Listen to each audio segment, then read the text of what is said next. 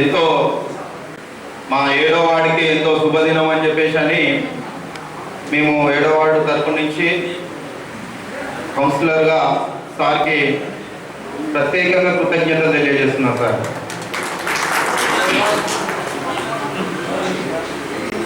అయితే ఈ town plan change zone చేంజ్ల గురించి ఒక 2 నిమిషాలు మాట్లాడతాను. నేను మొట్టమొదలు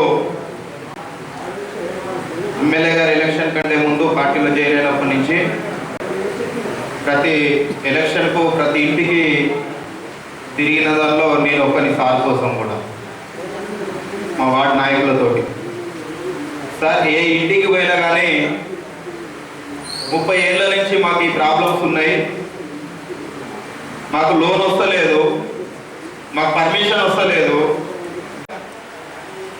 నిన్న వచ్చినటువంటి జీవో 50 రోడ్డు విషయంలో 100 ఫీట్ల 50 ఇది ఎన్నో రోజుల సమస్య. ఎంతో మంది ప్రభుత్వం వచ్చుకుపోతున్నారు, మనం చూసుకుంటున్నాం. కానీ ఈరోజు మన సంజయ్ అన్న గారు వచ్చిన తర్వాతనే అది సాధ్యమైందని చెప్పక తప్పదని చెప్పి మీకు చెప్తున్నాను. అట్లాగే నిన్న నేను మున్సిపల్ ఆఫీస్లో చిన్న ఎంక్వైరీ చేసినాను సార్. దాదాపు మనం మీరు చేసిన సర్వే నెంబర్లలో మొత్తం కలుపుకుంటే 3000 పైచిలకు ఇల్లు అంట సార్, మొత్తం పర్మిషన్ లేకుండా మున్సిపాలిటీ. నేను అందాజనే కలుపుకున్నాను సార్, ఇంకా ఎంత ఎక్కువ తక్కువ 3000 చిల్లర పైచిలకు ఇల్లు పర్మిషన్స్ లేకుండా జగిత్యాలలో నిన్న జోన్ మార్పిడి చేంజ్లో ఉన్న ఇళ్ళే 3000 చిల్లర ఉన్నాయి. అంటే ఈరోజు 3000 కుటుంబాలు 3500 కుటుంబాలకు విముక్తి కలిగిందని చెప్పేసి అని చెప్పగలరు సార్. ఇంత గొప్ప పని చేసిన సార్ మీకు ధన్యవాదాలు తెలియజేస్తూ నాకు ఈ అవకాశం ఇచ్చినందుకు థ్యాంక్స్ సార్. జోన్స్ విభజించడం జరిగింది. ఆ జోన్ పరిధులు ఎక్కడైతే జోన్ పరిధులు హద్దులు ఏవైతే ఉంటాయో మరి ఆ హద్దులంతా కొన్ని ఆంక్షలు ఉండే. రాయశంగుట్ట ఏరియా అయితే అక్కడ వ్యవసాయ భూమి, 7వ వాళ్ళు అయితే ఇది హాస్పిటల్ భూమి, తిప్పనపేట శివారు అయితే అక్కడ రైల్వే జోను. ఇట్లా చాలా కూడా జోన్లు విభజించి వాటికి మరి అనుమతులు ఉన్నాయి లేని కమర్షియల్ రెసిడెన్షియల్గా గుర్తించబడ్డాయి. ఇంతకుముందే మురళి గారు చెప్పినారు, జగిత్యాల పట్టణంలో 26,000 ఇళ్ళు ఉన్నాయి. 26,000 ఇళ్ళల్లో దాదాపు 3,000 ఇళ్ళ వరకు ట్యాక్స్ అసెస్మెంట్ లేదు. ఎందుకు లేదంటే మరి వాళ్ళకి పర్మిషన్ లేదు. పర్మిషన్ లేక మరి ఇల్లు కట్టుకోవాలి, నివాసం ఉండాలి, వాళ్ళకు నీడ ఉండాలనే ఉద్దేశంతో కట్టుకోవడం జరిగింది. కొందరికి ఇంటి నెంబర్ వేసి ట్యాక్స్ ఇవాళ 10 రూపాయలు ఉంటే 20 రూపాయల ట్యాక్స్ కూడా వాళ్ళు మున్సిపాలిటీ చెల్లించడం జరుగుతుంది. మరి ఆ విధంగా చాలామంది నష్టపోయారు, కష్టాలు ఉన్నారు. చాలామందికి భూమి ఉంది, స్థలం ఉంది కూడా మరి ఇవాళ రోడ్డు ఇల్లు కట్టుకునే పరిస్థితి. అట్లాంటి సమయంలో మరి గవర్నమెంట్ మీ అందరికీ తెలుసు జగిత్యాల పట్టణం ఏ విధంగా అభివృద్ధి జరిగింది, ఎన్ని రోడ్లు విస్తరించబడ్డాయి. వీటితో పాటు శ్మశాన వాటికలు కానివ్వండి, కుల సంఘ భవనాలు కానివ్వండి, మరి గుళ్ళు కానివ్వండి, మసీదులు కానివ్వండి, చర్చిలు కానివ్వండి, అనేక విధాల ఈ ప్రభుత్వం మరి ఈ సంక్షేమానికి పూర్తున్న విషయాన్ని మీ అందరికీ తెలియజేసుకుంటున్నాను. మరి జగిత్యాల మనం ఒక విధంగా చూస్తే ఏదైతే 50 రోడ్డు ఉందో ఇది దీర్ఘకాలిక సమస్య. అయితే ఈ జోనల్ పరిధి నుండి విముక్తి కలిగిందో మరి వారి యొక్క సర్వే నెంబర్తో కొన్ని వివరాలు ఇవ్వడం జరుగుతుంది. మరి అందరూ కూడా బ్రీఫ్గా ఇస్తే తర్వాత సంజయ్ అన్న దీని గురించి పూర్తిగా మాట్లాడతారని తెలియజేసుకుంటూ ఈ అవకాశం. సర్వే నెంబర్లు ఇంతకుముందు అగ్రికల్చర్ జోన్ కింద ఉండే ఆ 48 సర్వే నెంబర్లు అన్నింటినీ మన సంజయ్ అన్న గారు అగ్రికల్చర్ జోన్ నుంచి రెసిడెన్షియల్ జోన్కి చేంజ్ చేసినారు. దానికి సహకరించి చేంజ్ చేసినందుకు సంజయ్ అన్న గారికి, మున్సిపల్ చైర్పర్సన్ గారికి ధన్యవాదాలు. ఈ దాదాపు ఒక 35 నుంచి 40 ఇయర్స్ నుంచి స్కూల్ జోన్లో ఉన్నది. వాస్తవానికి ఈ సమస్య నాకు తెలిసి మా వార్డు నుంచే పట్టణం అంతా తెలిసి ఉండాలి. ఎందుకంటే పోయినసారి మేము ఈ ప్రాబ్లం సాల్వ్ చేస్తామంటేనే మేము చైర్మన్ గారిని ఒప్పించడం జరిగింది. తొందరలోనే ఇది కంప్లీట్ అవుతున్నాను. నాకు తెలిసి ఇది ఇప్పుడు మాదంటే ఏజ్ మేము 40 years లోపల వచ్చినాం కాబట్టి నడిచింది, కానీ భవిష్యత్ తరాలకు మాత్రం ఇది చాలా మేలు జరిగేది విషయం అని ఇట్లాంటి కార్యక్రమాన్ని చేసినటువంటి గారికి నా యొక్క నమస్కారాలు. మాది 1వ వార్డులో గతంలో దుకాణపేట శివారు సగం మెచ్చుడైంది. 1వ వార్డులో ఆ మెచ్చుడైన భాగం మొత్తం ఇండస్ట్రియల్ జోన్ కింద ఉన్నది. కానీ దుకాణపేట గ్రామ పంచాయతీ ఉన్నప్పుడు అప్పుడు పర్మిషన్లో దుకాణపేట కింద తీసుకున్నారు. వాస్తవానికి ఇయ్యాలని అప్పుడు గ్రామ పంచాయతీ వాళ్ళు పర్మిషన్ ఇచ్చేసారు సార్.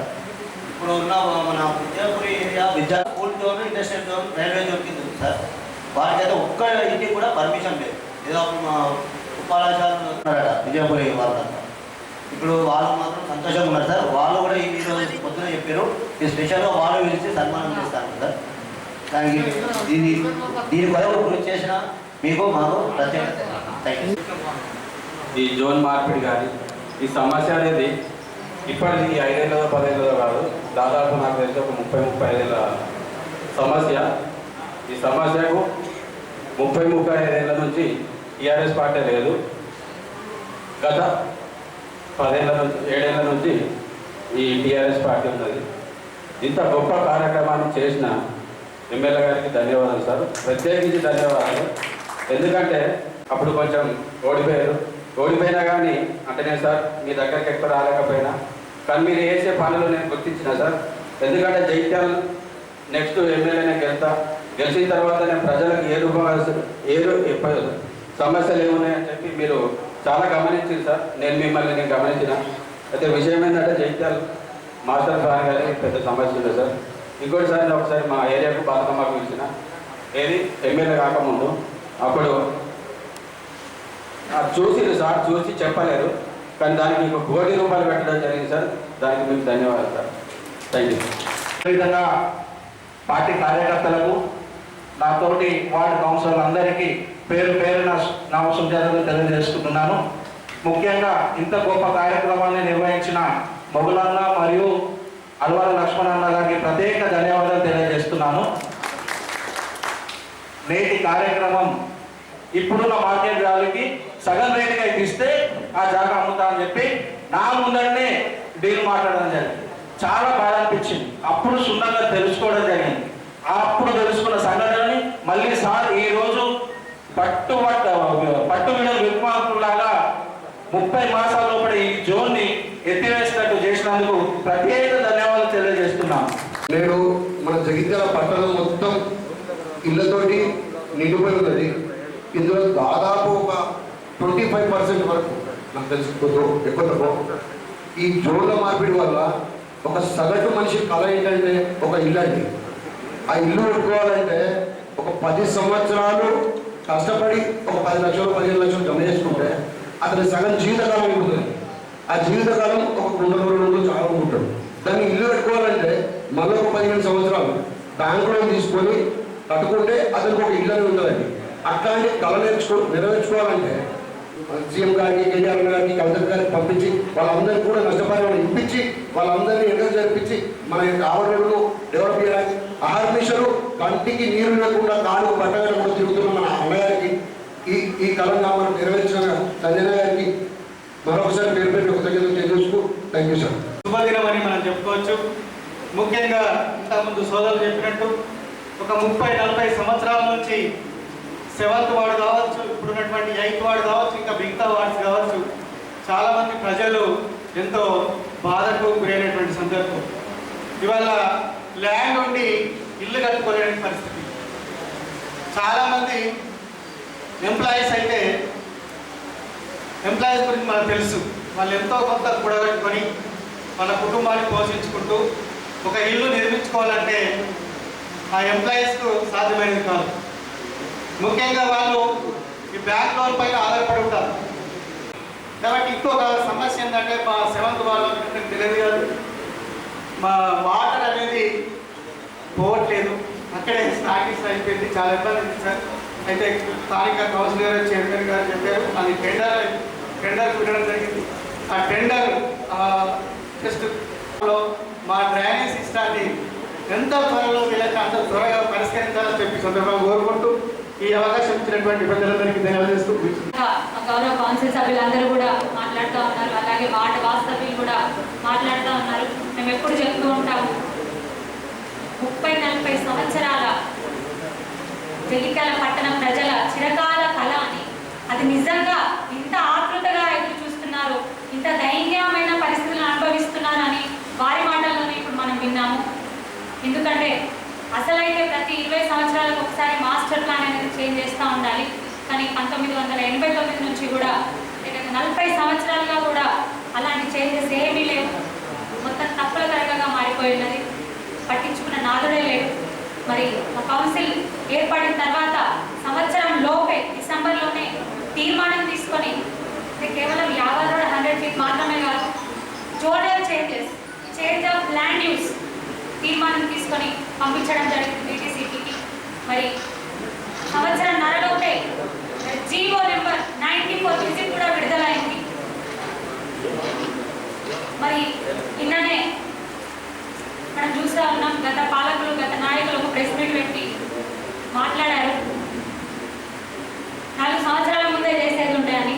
మరి 40 సంవత్సరాలుగా ఏ నాయకులు పరిపాలిస్తున్నారు, ఏ కుటుంబ సభ్యులు, ఎవరి కుటుంబ సభ్యులు మున్సిపల్ని ఏలుతున్నారు, మున్సిపల్ పాలకవర్గంగా ఉన్నారో వారే ఒకసారి ఆత్మవిమర్శ చేసుకోవాలి.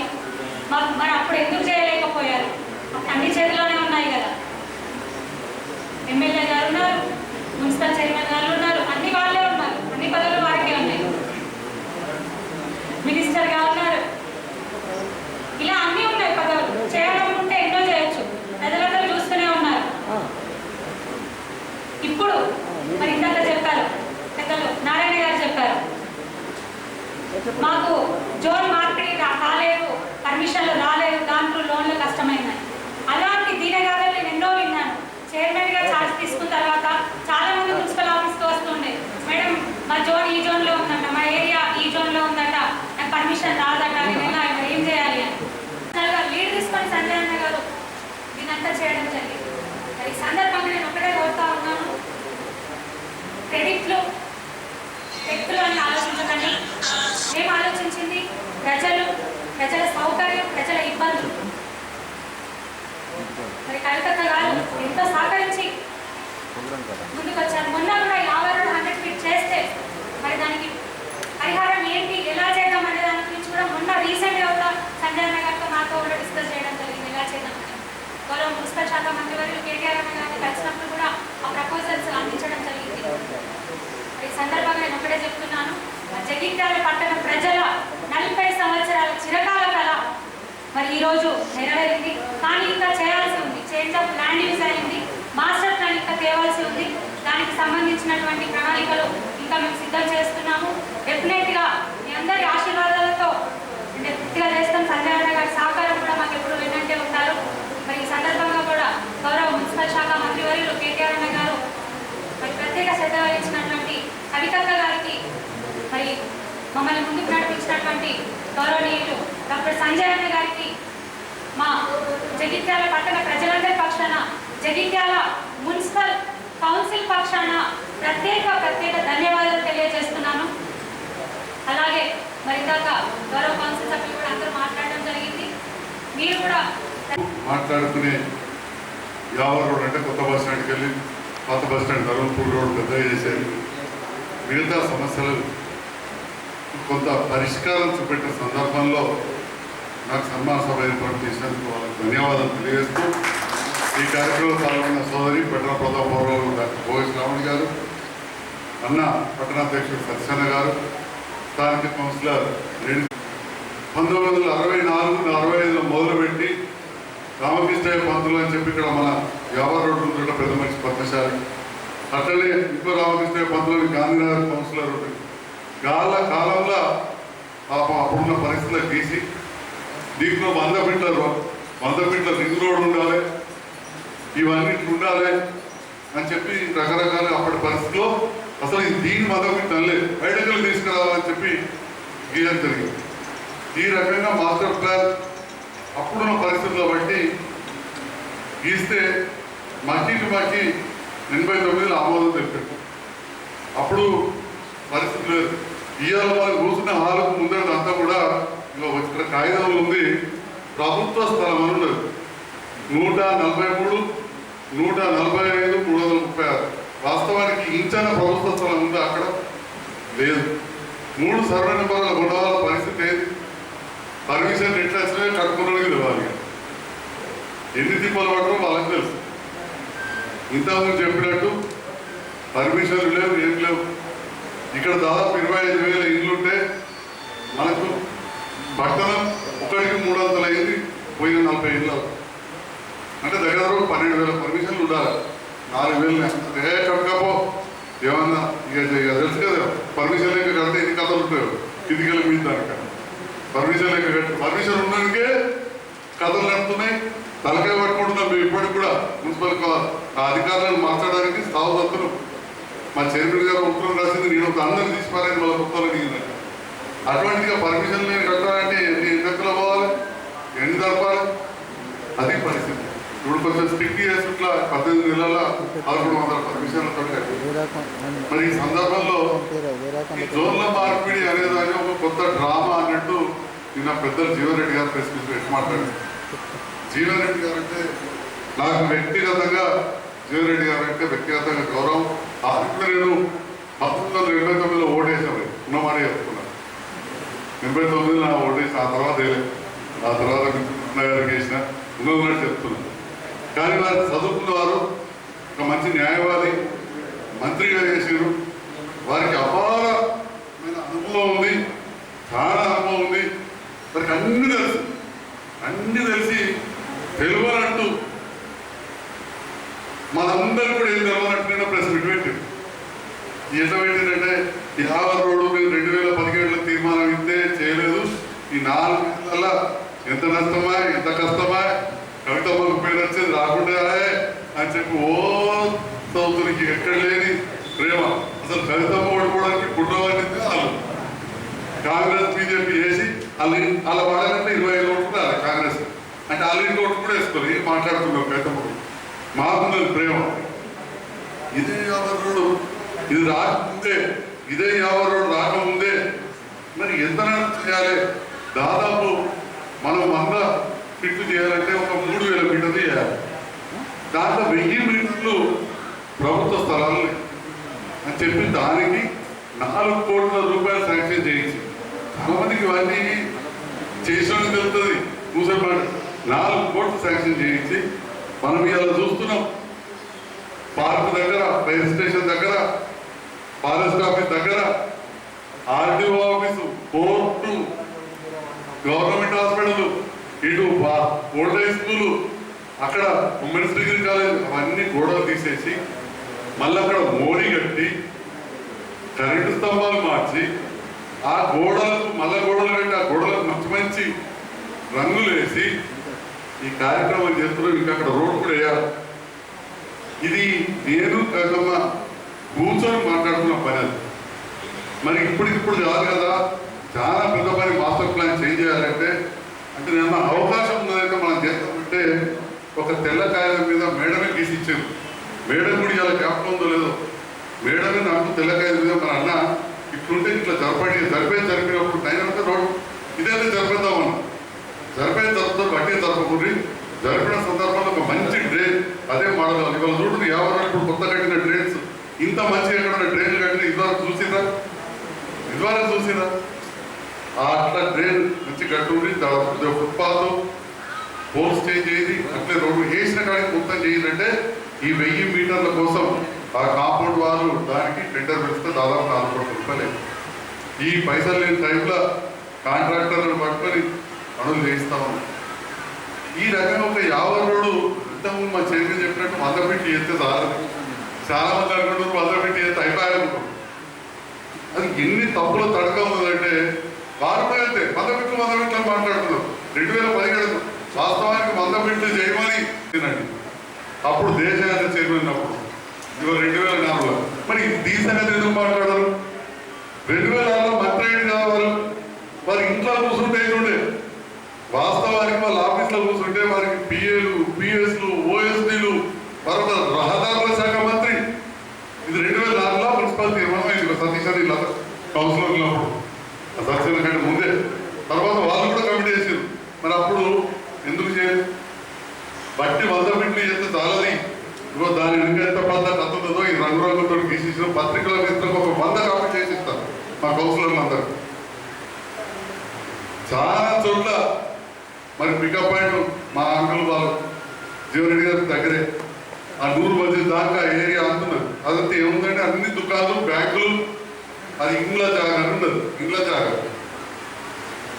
ఈడ పెట్రోల్ పంప్ కాడికెళ్ళి మొత్తం వాటి పబ్లిక్ ఓపెన్ స్పేస్ అంటుంది. ఆ తర్వాత ఆంధ్ర బ్యాంక్ అదంతా ఏముంది, ఇండ్ల జాగా. యూనియన్ బ్యాంక్ అదంతా ఏముంది, ఇండ్ల జాగా. మా భోయంకన్నా పాతింటి కాడికలు పెట్టి అడవ లక్ష్మణ్ వాళ్ళ దుకాణాలు అన్ని అంటే అంగడిచేతలకు ఎదురుగా వైన్ షాప్ దుకాణాలు ఉంటాయి కదా, చిన్ననాటికల్ దుకాణాలే కదా మనం చూసినాయండి, బట్టల దుకాణాలు, ఇంకే దుకాణాలే కదా, అదంతా ఇండ్లనే ఉంది. వాస్తవానికి ఇడిదిక్కు కళ్యాణి డ్రెస్ పాపం లోపలికి కట్టుకున్నారు మంచిగా, గణేష్ భవన్ హోటల్ అదంతా ఇండ్లనే ఉన్నది. అదంతా ఏముంటాయి, ఎప్పటికలో దుకాణాలు ఉన్నాయి కదా. మరి ఎట్లా కట్టిన దుకాణాలు అంటే అక్రమ నిర్మాణం. అక్రమం కాదు పాపం, విధులేని పరిస్థితుల్లో ఇళ్ళని పర్మిషన్ తీసుకొని దుకాణాలు కట్టుకున్నారు. మనం మార్చాల్సిన బాధ్యత మనది కాదా? కాలానికి అనుగుణంగా మార్చాల్సిన బాధ్యత మీది కాదా? జీవనరెడ్డి గారిది కాదా అని నేను అడుగుతున్నాను. ఇంతకుముందు తమ్ముడు అనిల్ మాట్లాడినట్టు వాళ్ళ ఏరియాలో విజయపూర్లో పర్మిషన్ తీసుకునే పరిస్థితి ఉందా? అయితే ఏదో పర్మిషన్ ఇవ్వాలి, ఎవడు పట్టించుకుంటాడు. అన్నదమ్ములు కొట్లాడుకుంటే ఎట్లా వేసామని కోర్టుపోతే వాటిని ఉన్నది పిక్చర్. ఆ ఏరియాలో రైల్వే స్టేషన్ గీడికి వచ్చి వెళ్ళా ఇప్పటికి కట్టే ఉన్నట్టు గీతలు గీస్తున్నాయి మాస్టర్ ప్లాన్లో. మీరు ఇప్పటికీ ఉంటుంది పాత మాస్టర్ ప్లాన్ తీసి. ఆ ఏరియాలో పరిశ్రమలు జరుగుతుంది. ఒక్క పరిశ్రమ ఉందా అక్కడ? ఒక్క ఫ్యాక్టరీ ఉందా? అన్ని ఇళ్ళు అయిపోయినాయి. దాన్ని మార్చాం. అది మా పుత్తూరు రాజేష్ వాడు, మల్లికార్జున వాడు, అనిల్ వాడు, ఇంతకుముందు ఇద్దరు నవీన్లు మాట్లాడారు బట్టివాడు. అది ఎంత బాధ అంతా ఆడ. విజయలక్ష్మి గారు నిన్న కూడా ప్రెస్ మీట్లో కూర్చున్నారు. వాళ్ళు ఎవరికి వాగ్దానం చేసినట్టు నాకు తెలియదు. మరి వాళ్ళ టైంలో ఎదురు చేయలేదు, దాన్ని స్కూల్తో తీసేయాలని చెప్పి. అది తీయాలంటే వట్టిగా అవుతుందా? దాని వెనుక ఇట్లా రంగురంగుతో మొత్తం కాగితం గీసి చూపెట్టాలి ఈ రకంగా ఒక్కొక్కటి. ఇవి చిలుకవాడంటే మన బైపాస్ ఏరియా. ఇంతకుముందు హరీష్ గారు అదేవిధంగా యాదవ్ శ్రమిక్ మాట్లాడి అదంతా రెస్ట్రిక్షన్ అని ఉంటే, అదంతా ఇళ్ళ పొలాలని ఉంటే ఆడ పోతే పోవాలి, ఆడ పర్మిషన్ తెచ్చుకోవాలి, కట్టుకోవాలి. 9 ఫీట్ల రోడ్డు ఉన్నాయండి. 9 ఫీట్లలో జయించాల పట్టణంలో 9 ఫీట్ల గదన్నర ఏం పోవాలని చెప్పుని మీరు పోయి చూసి రావాలి. సాయిబాబా కూడా ఎదురుగా సంతలో నెట్లేదు. ఇంటికి ఒక ఆదాయంది 25 లక్షలకు తక్కువ జాగలేదు, 50 లక్షలు. ఈ కాంతి భవన్ పక్కకెళ్ళి ఎండి శంకర్ సార్ వచ్చినాక ఆఖరి పొలానికి వచ్చినాక మళ్ళా సక్కా లేదు. రోజు లొల్లే. అప్పుడు మా తమ్ముడు హరీష్, అరే నువ్వు పర్మిషన్ లేదు ఎట్లా కడుతుంది, హరీష్ మూతకెళ్ళి తెచ్చుకున్నామని వాళ్ళు అంటారు. ఈడికెళ్ళి 40 ఫీట్లు పోయి 6 ఇట్లా అయిపోయి పల్లెటూరు పర్మిషన్ ఎంతకంటే చేస్తాయి. అక్కడ చట్టంలో కలపలే. అప్పుడు ఇప్పుడు మనం అంతా కల్పించాం. ఇవాళ కలుపుట్లా ఇవాళ 40 ఫీట్ల రోడ్డు కింద వచ్చింది. బైపాస్ రోడ్ అది ఎంత ముఖ్యమైన రోడ్ చెప్పు. ఎండి శంకర్ సార్ దగ్గరికి వెళ్ళి చక్కగా బైపాస్ రోడ్. దాని గురించి ఆలోచన చేయాలి. ఏమనంటే మేము పంపించినా పంపిన మట్టిగా పంపుతాయినా ఒక పద్ధతి ప్రకారం పంపాలి, తీర్మానం చేసి పంపాలని నడుతుందా? 478 ఇన్ని కలర్లు గీతలతో చేసి పంపాలి. మట్టి కాదు, దీంట్లో గవర్నమెంట్ జీవోలు అవ్వాలి. ఈ రకంగా ఇక 14 జోన్లు మనం చేసినాం. ఈ చేసిన సందర్భంలో మీ అందరి ముందు మా రెవెన్యూ డిపార్ట్మెంట్లోని మా జూనియర్ అసిస్టెంట్, ఆర్ఐ, సర్వేయర్, తహసీల్దార్, ఆర్డీఓ, అడిషనల్ కలెక్టర్ గారి వరకు ఒక 10 మీటింగ్లు పెట్టుకున్నాం. ఎందుకంటే 120 సర్వే నెంబర్లు సరిగ్గా దాన్ని మెన్షన్ చేయాలి. ఒక్క సర్వే నెంబర్ అంటే ఎన్ని గుంటలు ఉంటుందో మీ అందరూ తెలిసి ఎకరాల దాకా కూడా ఉంటాయి. ఒక్క తప్పు చేసినా మళ్ళీ రిజెక్ట్ అవుతుంది, లేకపోతే కేసు పడుతుంది. పేపర్ నోటిఫికేషన్ ఇచ్చిన బాసంతా 5 నాడు 15 రోజులు ఇచ్చిన 120 సర్వే నెంబర్లు మార్చినా ఒక్క ఆబ్జెక్షన్ కూడా రాలేదు.